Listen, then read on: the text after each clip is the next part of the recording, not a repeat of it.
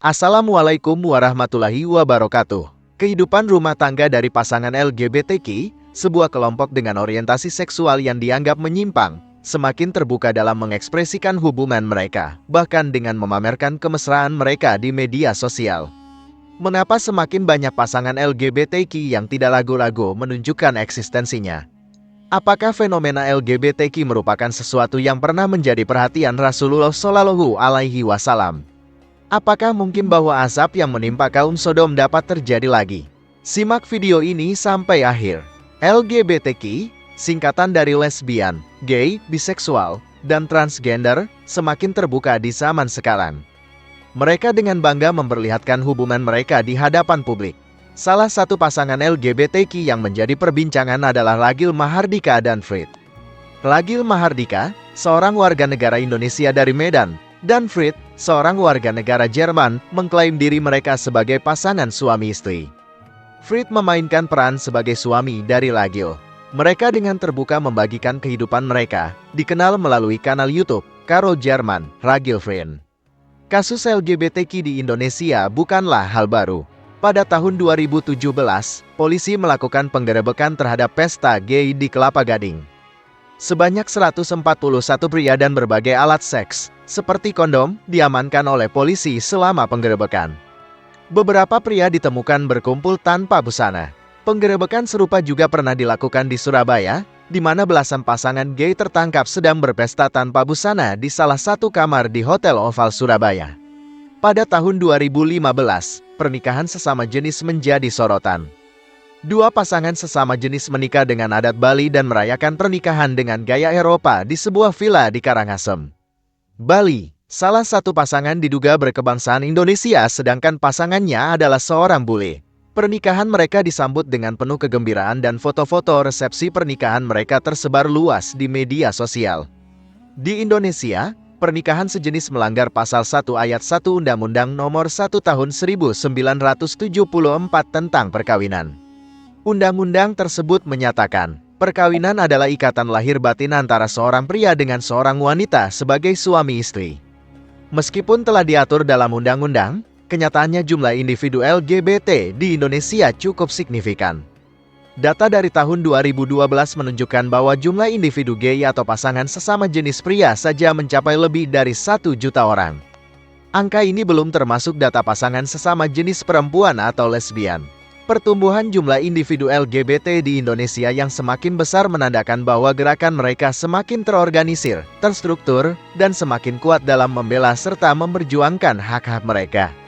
Data dari tahun 2013 menunjukkan bahwa terdapat setidaknya 119 organisasi LGBT yang tersebar di 8 provinsi di Indonesia. Yang lebih mengkhawatirkan adalah adanya kampanye LGBT yang dilakukan secara terbuka, seperti penggunaan warna pelangi sebagai simbol dukungan bagi komunitas LGBT. Bendera dengan warna pelangi tersebut diciptakan oleh Gilbert Baker pada tahun 1978 dan menjadi simbol hari kebanggaan gay di San Francisco pada waktu itu. Eksistensi komunitas LGBT saat ini semakin tidak terbendung, terutama di tengah dominasi agama Islam di Indonesia. Namun, perilaku seksual sesama jenis jelas melanggar ajaran syariat Islam dan dianggap sebagai dosa besar. Rasulullah Shallallahu Alaihi Wasallam telah memperingatkan umatnya tentang fenomena ini, khawatir bahwa mereka akan mengalami azab sebagaimana yang menimpa kaum Sodom, yakni umat Nabi Lut. Munculnya LGBT pada akhir zaman telah diprediksi oleh Rasulullah Shallallahu Alaihi Wasallam. Tidak ada yang Rasulullah Shallallahu Alaihi Wasallam khawatirkan akan terjadi pada umatnya. Namun perkara itu kemudian benar-benar terjadi satu persatu. Salah satunya adalah fenomena merebaknya individu LGBT. Dalam sebuah hadits dijelaskan bahwa fenomena ini sudah diprediksi Rasulullah Shallallahu Alaihi Wasallam 14 abad yang lalu. Dari Abdillah Muhammad bin Aqil, bahwa dia mendengar Jabir radhiyallahu anhu berkata, Rasulullah Shallallahu Alaihi Wasallam bersabda, sesungguhnya perkara yang paling aku takuti pada umatku adalah munculnya perilaku kaum Lut. Hadits riwayat Tirmidzi. Kemunculan LGBT belakangan ini adalah gambaran perilaku kaum Nabi Lut alaihissalam. Kaum Nabi Lut dikenal memiliki perilaku menyimpang, yaitu homoseksualitas. Larangan homoseksual atau menikah dengan sesama jenis dijelaskan dalam Al-Quran. Allah Subhanahu wa Ta'ala berfirman, Dan ingatlah ketika Lut berkata kepada kaumnya, "Kamu benar-benar melakukan perbuatan yang sangat keji yang belum pernah dilakukan oleh seorang pun dari umat-umat sebelum kamu." Quran Surah Al-Ankabut ayat 28. Homoseksualitas yang dilakukan umat Nabi Lut alaihissalam disebut sebagai perbuatan mungkar, ditolak keras oleh norma agama, etika, dan hukum.